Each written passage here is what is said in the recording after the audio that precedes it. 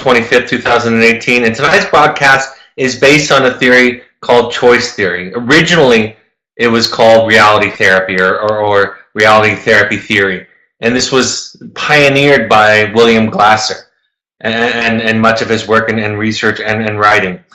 And it's interesting to go back to this theory. This is something that I think early in my career I thought more about.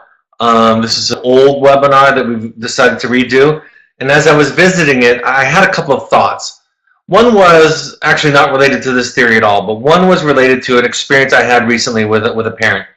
I was discussing something with a parent actually in a group, and the parent shared with me something that I had said many years ago that sounded very arrogant and insensitive to a group of parents as I was doing some of my teaching. And this parent was honest to say that it was offensive at the time, and that times have changed since then for all of us, for me and for this parent. And I really valued that feedback. I remember the experience that was described when they shared this with me. And I thought about that, and I thought, this is something that we all grow together. If I were to look back on my own theories, my own approach, I think about this with my clients all the time. I meet with some of my clients or see some of my clients, or I'm contacted by some of my clients from 15 or 20 years ago. And in some cases, I have an apology to give because I was younger.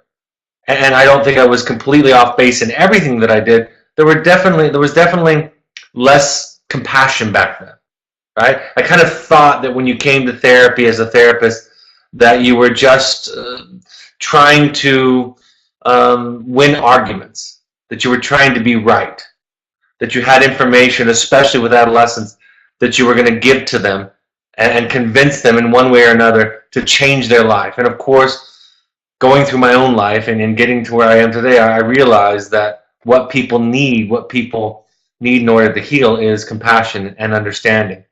And that as a therapist, that we gently walk people along at the pace that they're capable of walking. We walk with them, we walk beside them.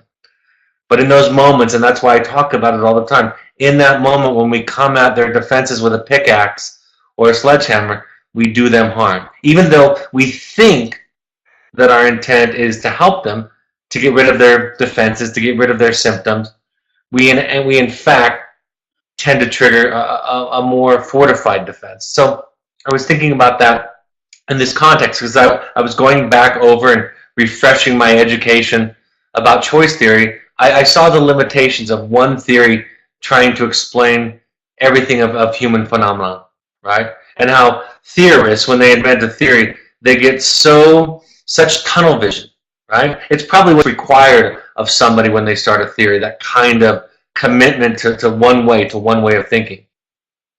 And in my experience as a therapist, not only have I evolved, but I've become more flexible in my process.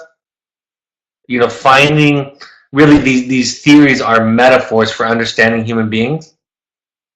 And so being flexible in my use of metaphors and finding out which metaphor might work best for the client. And lastly, and I'll say this last before I get into tonight's choice theory broadcast, also knowing that other perspectives have something to offer, right? The old question of nature versus nurture, for example.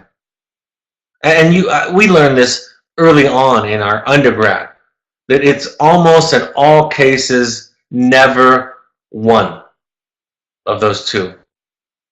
That we look at the contribution to both, and it's a both, it's an and situation. So with that preamble to tonight, I'll share with you choice theory and some ideas that it has to offer about the human condition, the issue of mental health, and the issue of addiction and families. So, to begin, choice theory posits that behavior is central to our existence, and it's driven by 5 genetically programmed needs. Survival, and that makes sense. And I won't spend a lot of time on that tonight. Making sure that you have food and shelter, personal safety, and so forth. That's an obvious need that if we didn't have, we would not survive as a species, and we would not survive long enough to pass on our genes to the next generation. And then something that is really fundamental to our hearts, to that sense inside that gives us a sense of well-being, to belong. the connection, love. And we even know from some studies that people with an absence of this connection and love fail to thrive at all, sometimes to the extent that they become sick and die if they don't have that connection. We all know about stories. In fact, right now, I'm wondering about President Bush as he's in the hospital shortly after his wife's funeral. I'm wondering if that story that we so often hear about a long life with a spouse, finally ending with one of them dying and the other one shortly follows, because I wonder if there's this broken heart that is there. It also fuels this drive for connection. It also fuels our behavior, because if we act in such a way to alienate others or to be rejected by others, we threaten this drive, this need. And so that's going to shape a lot of our behavior.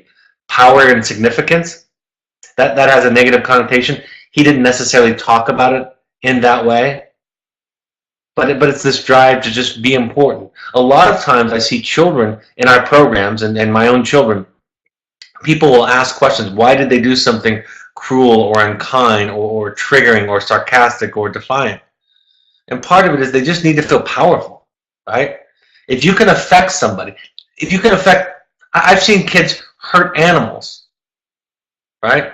I've seen people hunt, which is a much more socially acceptable practice.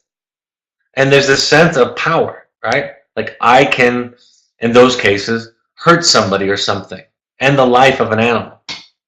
So it's this drive. And like all of these things, there are mutations, and I'll talk about those tonight. Freedom and autonomy, it's one of the things that's flourishing in adolescence and young adulthood, right? This sense of independence. And in my work, when I'm talking to parents, it's very important, because when we saddle our children with our self-esteem, when we look at them as an extension of us, when we measure our worth or goodness as a parent by how they're doing what they accomplish, there is at times this pressure for them to individuate, to push away. And so we see these ways that they go off track sometimes as a way to individuate from parents and to feel autonomous from the parent. And that's important, because the old phrase of cutting off your nose to spite your face, this is what that's about. And then fun and learning. Sometimes these things they're easier to ignore. They're easier to put on the back burner. They're not as pressing as some of the other needs. But to have a full and healthy, balanced life, Glasser argued that somebody's going to find fulfillment in that and all the rest of the areas. So the 10 axioms of choice theory. The only behavior that we can control is our own. There's this existential foundation, right? Existentialism is this idea that it is not the facts in life, not the facticity in life that determines our happiness, but how we respond to it. That's the basics of existentialism. And number two, all we can give another person is information. I love this idea, because it is akin to the idea in Al-Anon that you cannot control another person, right? It's akin to my work as a supervisor of therapists, that you can't control your frustration about a client not acting a certain way, not doing a certain thing, not progressing in a certain way. That's about you. That's a you problem. That's not a them problem. All you can do is provide them with information, or I might even argue an experience. All long-lasting psychological problems are relationship problems. He really saw the significance of relationships. This is one of those ideas where he becomes very focused, or maybe even myopic, that everything is a relationship problem. In other words, if you don't have problems in your relationships, you don't have problems. It reminds me of a funny thing that clients and students have said to me over the years. They would say to me, and some of you may have heard this, I haven't said it in quite some time, but I have said it. They would say to me, well, I get along with my friends just fine. It's just my family that I don't get along with. And I often chuckled and said, that's really the only measure of our mental health. If you can't get along with your friends, you're kind of crazy, right? Because friends, you can leave. You can go away. You can select new ones, right? If there's too much conflict, they can just not be in your life. Or you just go home at night, right? It's like when you're a little kid and you're having sleepovers and you spend all day with your best friend. After 8, 10 hours of being with your best friend, you kind of get on each other's nerves, right? That's what family is like. So it really is the fundamental measure of our mental health, and I think that's akin to his idea here. The problem relationship is always part of our present life. One of his, what I believe, greatest weaknesses was, or is in this theory, is that he put so little value on our past. And I just know that to not be true, that our past affects us. And we have that from a host of theories today. Trauma affects the brain, attachment affects the brain, family history affects who we think of ourselves, how we think of ourselves, who we think we are, and how we relate to other people. But he was very here and now focused, did not like to, thought it negative and a waste of time to look back to old problems. Number 5, what happened in the past has everything to do with who we are today, but we can only satisfy our basic needs right now and plan to continue satisfying them in the future. So again, there was this dismissal of the past, not worthy of exploration or any attention at all for the most part in a therapeutic context. We can only satisfy our needs, number 6, by satisfying the pictures of our quality world in our Carl. And this was this very similar, synonymous to Carl Jung's idea of archetypes, right? The ideals in life, the ideal beauty, the ideal connection, right? All of these archetypes that we measure ourselves against. This is what the quality world was. All we do is behave. Now, he wasn't like the behaviors like B.F. Skinner and Watson, because he said that behavior, total behavior as he called it, is made up of 4 components: acting, thinking, feeling, and physiology. Whereas the pure behaviorists in the early days said that this thing called a brain is a black box. We don't know what happens and it's not important to study. Whereas he talked about these things. He said the former 2, acting and thinking, are the things that we have more control over. And then feeling and physiology are things we have less control over.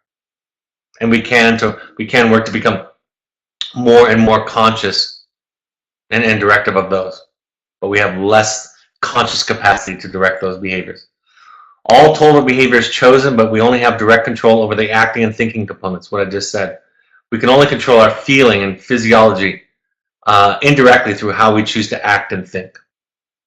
And lastly, the last of the 10 axioms, all total behavior is designated by verbs and named by the part that is most recognizable, right? It's an action thing. It's a very pragmatic, practical action, not a lot of value on insight or depth or history.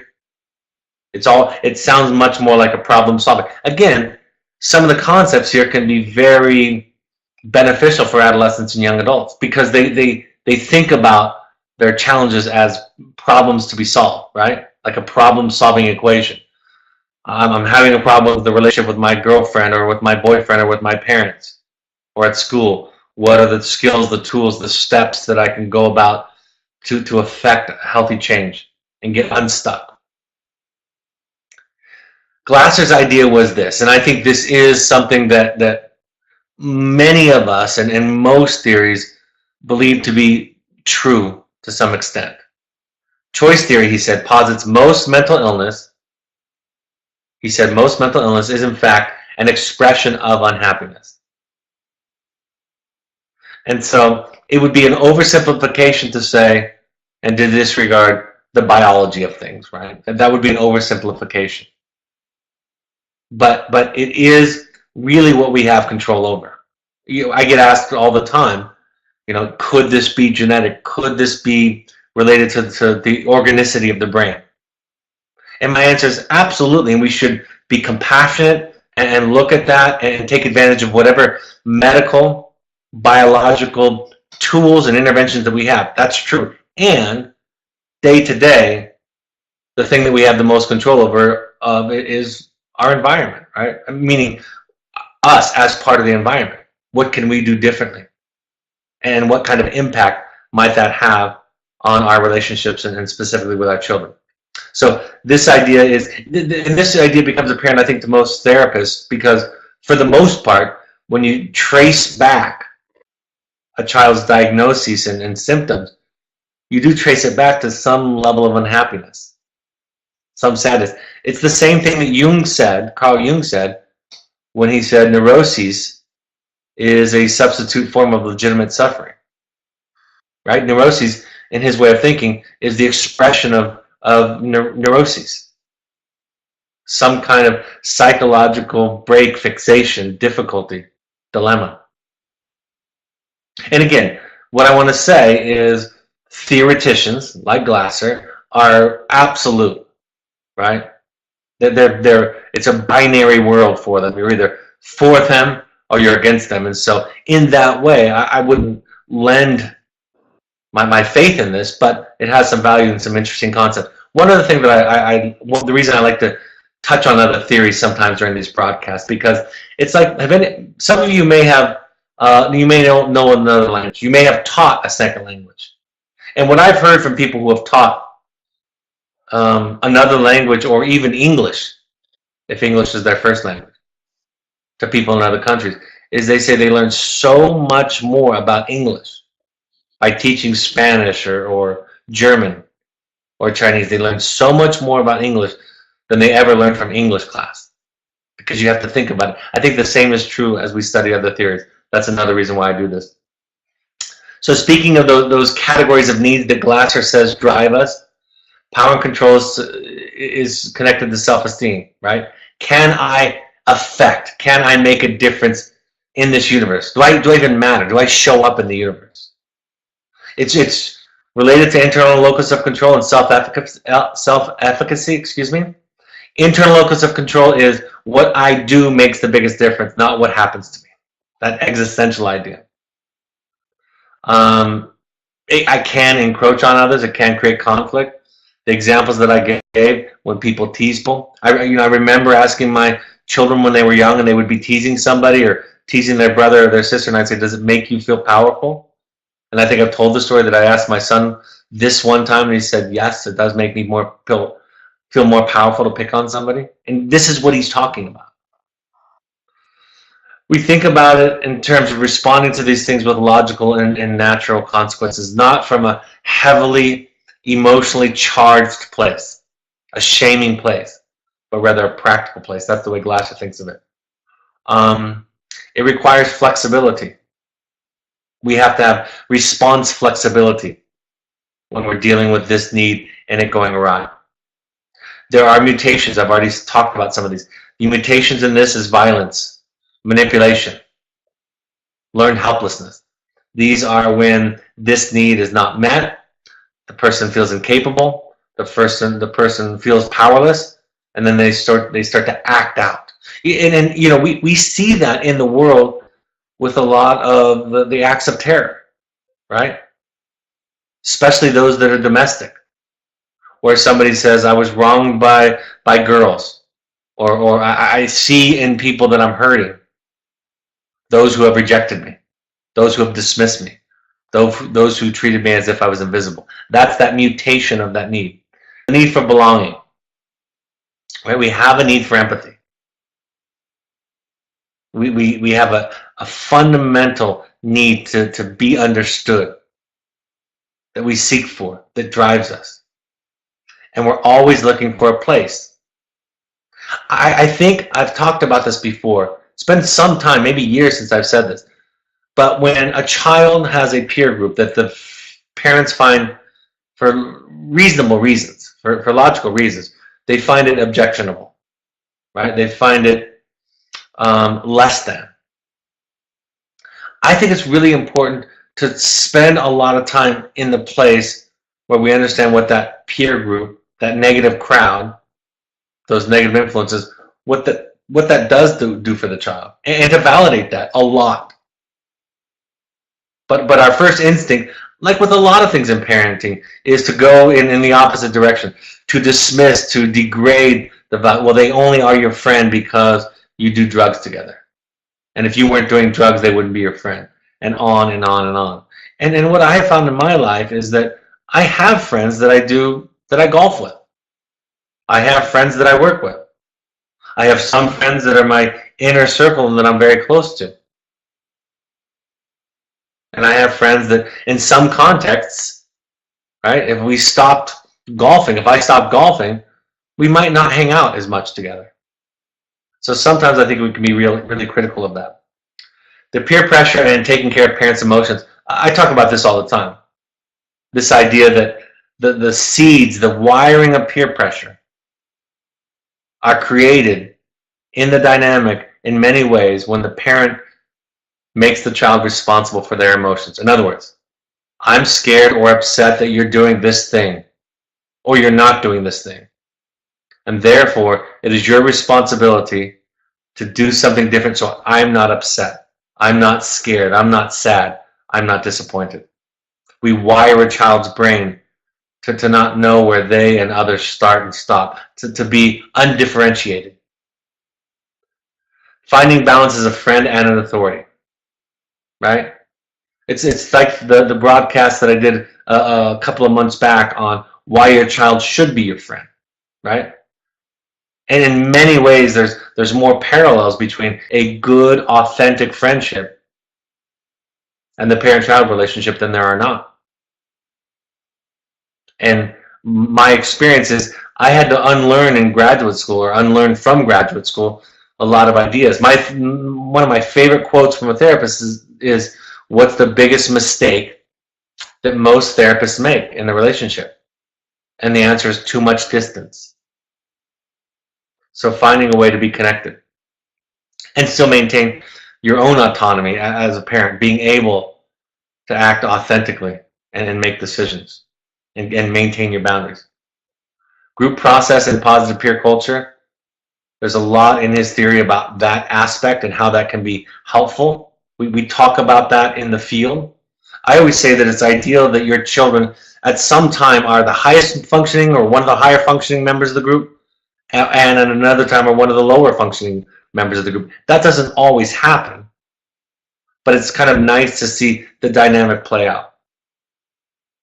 Of course, acting out for attention, introjections, which are I swallow your values whole without considering them when they try to be a good. Flight to health is an example of an introjection in a lot of ways. Lost self.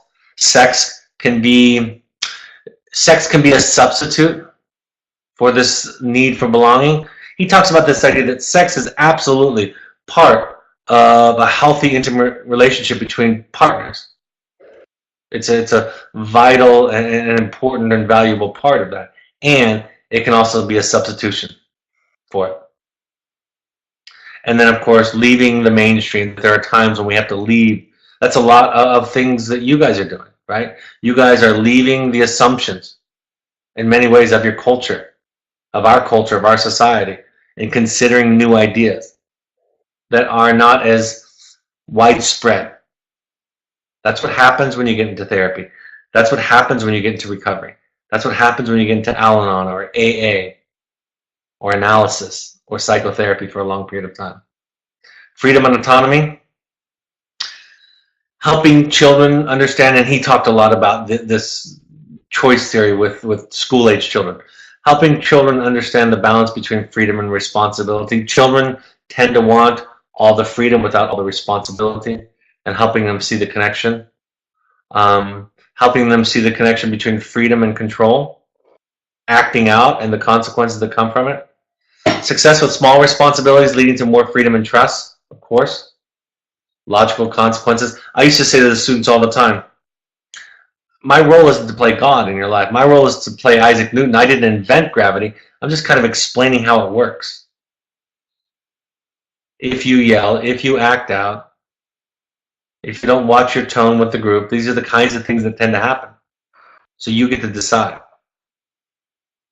Choices versus outcome. There's two students that kind of highlight from my early years' work. Kenny said, after struggling all the way through, threatening to hurt himself, threatening to run, fighting with his mother through letters, a lot of defiance. You know, he looked like, in the early days of his program, metaphorically, that he was in a straitjacket. That's how he looked like he felt by being here. Things tended to open up or opened up throughout the program. And by the end, he told his mother, who chose to take him home at that time, "This is the safest and easiest and freest place I've ever been in my life." And so learning what freedom really is. Freedom is not about lawlessness. Jimmy said, after an assignment that we were processing, after hearing that he was going to be going to a school after our program, Jimmy said, with tears streaming down his face, "You've taken away all of my freedom except for my choices." And I thought it was profound. I said, "Jimmy, say that again slowly." And he looked up at me and he said, "You've taken away all of my freedom except for my choices." Right? So this shift toward understanding what freedom is. Like I said, fun is a drive that Glasser talks about that's easy to ignore. I used to talk about this mutation with clients, that they think that life should be 90% fun and 10% work. As an adult, as you grow up, you realize that it's not that ratio. And that if we try to live in that ratio, that's what gets us into the problem with addictive behaviors, dangerous behaviors, unhealthy pattern behaviors. But that we need to have fun, that it's important. We try to have fun every day. And I love watching the clients and students having fun at silly camp games. It's one of my favorite aspects of the program. You take away all that computer, all that electronic and screen time, and literally they're playing with sticks and rocks sometimes. We do have a need to escape. We can't be all business all the time. And what we have to be wary of course, is those things that are addictive by nature, right? Dangerous by their very essence. Although one can become addicted to things that aren't necessarily addictive, like exercise, right? Or reading. You can become addicted to things that we would not normally associate as negative. But watch out for those things that are. And then really it's about balance. Right? That's the opposite of addiction in a lot of ways, is balance in our lives. Humor versus sarcasm. I've heard many people try to justify sarcasm as a tool for connection. And I think at its core, it is insecure. At its core, it is abusive and assaultive. And again, it's not that I don't use sarcasm. First of all, I'm not perfect. Second of all, I just want to be conscious of it. When we set up our groups sometimes, we talk about being mindful of humor and sarcasm. Learning to trust adults more through the process. Part of that is through the connection. And then, of course, this all relates to substance abuse.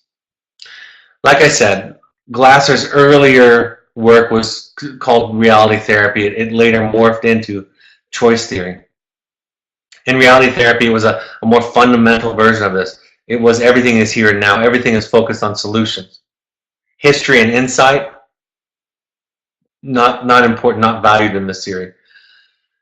He did talk a lot about the relationship between the adults or the therapists and the clients, and how fundamental that was. That was the glue that really held everything together, which you wouldn't think necessarily with how pragmatic, practical, skill-based he was. He described confrontation as evaluating your behavior. Is it getting you what you need?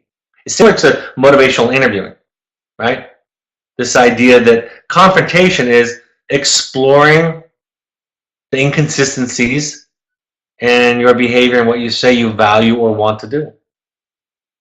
He would confront excuses. I mean, reality therapy, choice theory. The only thing that you have control over really is how you respond to this world. And it's in the response to this world where the happiness and the joy is. You're not happy. This is an idea from this theory. You're not happy because of who loves you. You're happy because of who you love. You can't control who loves you, but you can control who you love. So it's an empowering kind of idea in theory. Again, I think it has some limitations because I believe in healthy attachment being perhaps the most important ingredient in the development of a healthy self. It was pragmatic versus moral or ethical. I think that can be very helpful with adolescents and young adults, with everybody for that matter. But they tend to be reactive against what they think to be preaching, or somebody looking down on them, judging them. Looking at total behavior, and in his case, total behavior was the thoughts, feelings, along with the behaviors. Making specific plans. It was very, again, practical, very specific, goal-oriented kind of things. Avoid criticizing the past and historical emphasis, for sure. It was non-judgmental, and it had an existential. One of the things I always find interesting with theories is that they, in some ways, restate theories that have been around, in some cases, for centuries, like existentialism. But they package it in new ways, and this does have a foundation in that age-old philosophy. So the take-home for tonight: find the wisdom in each theory. I think if you can explain phenomenon using 2 or 3 or 4 theories, you understand the phenomenon better. That's why understanding things from an addiction 12-step model, a 7 challenges model, a mental health model, a physiological model, all can be a way to understand and see the more complete picture of what's going on, for example. Finding the common ground, right? Becoming bilingual. I have a lot of therapists that are very married to a specific model that they love and that they prefer as a way of seeing the world and intervening with their clients. And I think that's fantastic. It gives them a groundedness and a confidence. And it's important to be bilingual because not everybody has that theory. So learn more than one language. The emphasis on choice versus facticity, right? That idea that it's how we respond, that, like I've always said, the worst things in life haven't happened to most of our students and clients. Some, perhaps, but for many of them, that isn't true. And life is about learning how to fish, not catching the big fish, but learning how to fish, learning how to live, learning how to feel. The choice theory was short-term. It has a nice place in short-term therapies when you can't be in therapy for 15, 16, 20 years. It has an empathic lens for us, non-judgmental lens. No one theory is capable of explaining all human phenomenon adequately, is my belief, but it is interesting to find the way very bright people approach the dilemmas of mental health and addiction. This one tended to neglect, like I said, trauma and brain science. And for me, it's the similar kind of thing, both for a parent and for a therapist. Find a metaphor.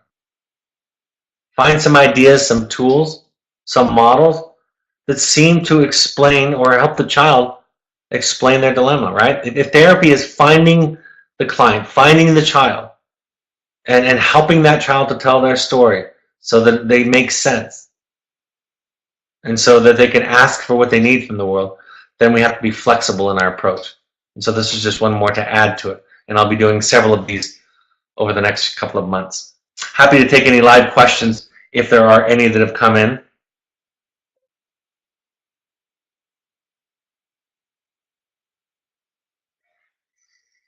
I will go to upcoming slides and announcements, and then you can add those on the last question and answer. We would like all parents to go to 6 12-step support groups. Go to a variety.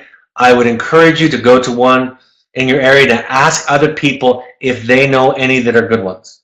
And you'll be surprised to hear that they do have opinions about it. These broadcasts, of course, are available on podcasts. Please share and encourage these. We're getting a lot of good attention from these right now. A lot of people are saying, I have professionals and parents that I've never met, that have never been through the program, that are approaching me and saying it's helping them in their lives and in their practice. So please share these with your friends. If you're on social media, I know some of you have, share these on your social media if you would, as a service. These are, of course, free. The podcasts are. You can also watch them if you're a parent or an alumni of Evoke Therapy programs. You can watch them live, and you can have access to them through our parent portal so you can see the slides in the video. On the iPhone, it's on the podcast app, and on Android devices, it's on the SoundCloud app. It's also on your computer. at soundcloud.com. Search Evoke Therapy Programs on all the platforms. Follow us on Twitter and Instagram at Evoke Therapy. Search Evoke Therapy Programs on Facebook. If you want to find out about the organization that knows more or that can help you understand where you can become involved in helping people that can't afford therapy, search Evoke Family Foundation on Facebook. Look to our blog, the Evoke Therapy blog, for current content. My book, The Journey of the Heroic Parent, is available on paperback from Amazon, also audio and Kindle versions. Right now the warehouse is out, so just go to the paperback option, the new paperback option that's available there in the middle of your screen, and buy it directly from Evoke Therapy Programs for the same cost. Upcoming intensives. The next opening is Finding You, June 6th through 10th. Go to our website for more information. We are putting on the calendar the Finding You 2. That requires you to have attended Finding You number 1. That'll be coming up soon in October. So we're going to choose the October dates. If you want to do a private family intensive, contact our admissions department. If you're a professional listening to this and you want to come to one of our professional, meaning that you work in the therapeutic field and industry, then you can come to our professional growth workshops. The next women's one is May 20th through 22nd. And the next opening for the men's, the May is closed, it's full, is June 10th through 12th. And I'll be facilitating the men's for the foreseeable future. I just finished the New York City Parent Support Group, so I'll update this information. We're going to be in Seattle on May 12th, Denver on May 14th. Like I said, for Seattle and Denver, if you're a family in that area and you have friends, please encourage them to come. We don't have as large of populations in some of these cities, Seattle and Denver included, and so we would invite you to invite your friends if you want them to learn about what we have to offer, what we have to teach. We're happy to take them in. Contact Melanie at evoketherapy.com for more information or to RSVP.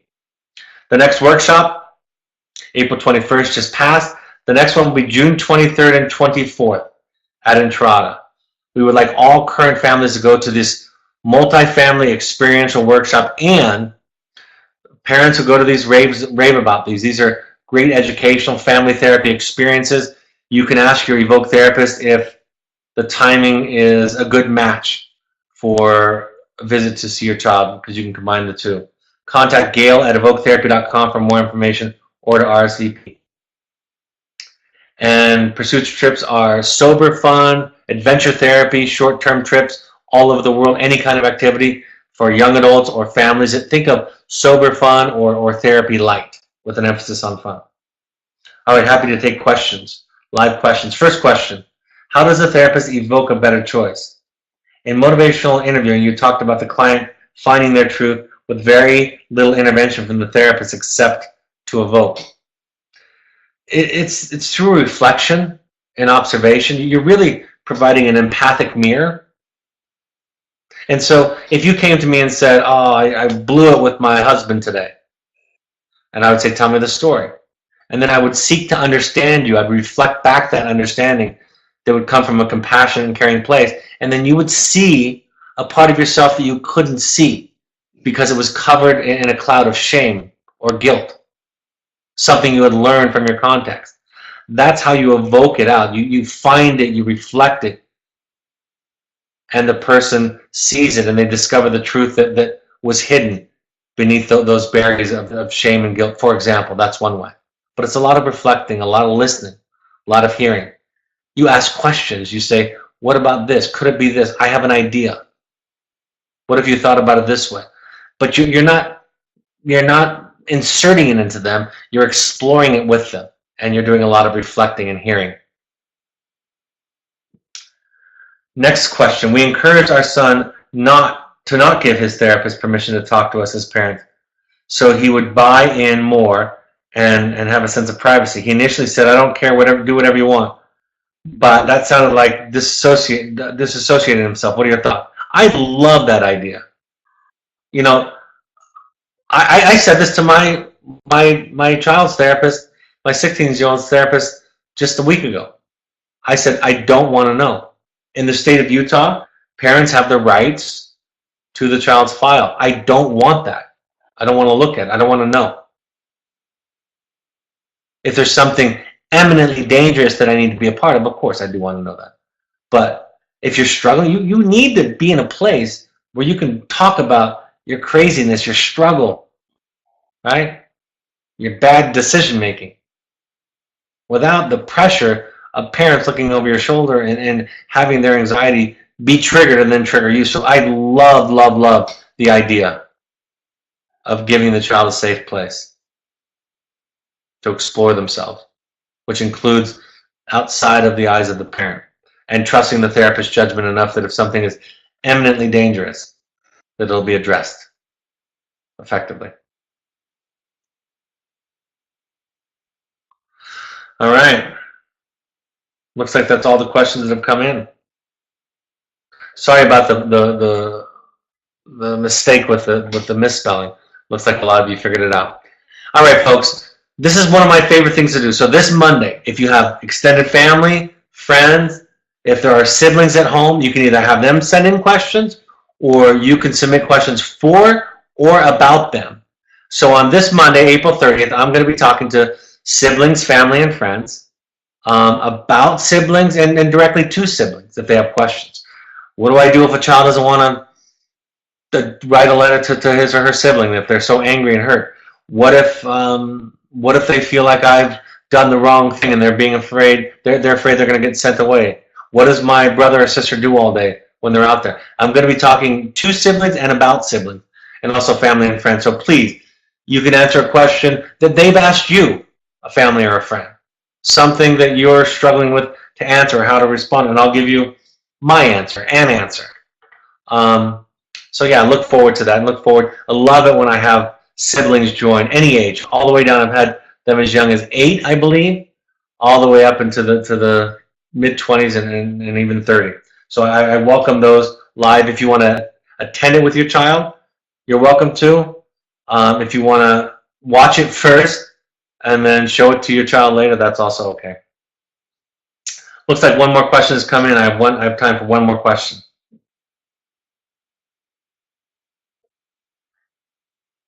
My adult child is in aftercare after leaving Evoke in January. He feels a lot of pressure to do well, get well, because his dad is paying so much for treatment. How to relieve this pressure? Absolutely talk about it. I mean, that's the fundamental kind of shame talking. And really talk about how there's no substitute to talking about it. And if you can, own where you've put that kind of pressure on him, if you have. Acknowledge it. You know, it's an important thing to discuss and rediscuss and rediscuss, because that kind of shame, that kind of pressure does not lend to healthy healing. So I'm glad that you asked the question. It's a great question, and have a discussion.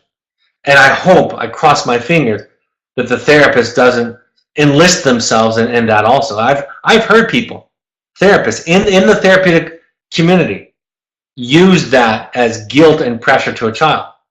That's not our experience about what helps children to heal and to feel safe and to look at themselves.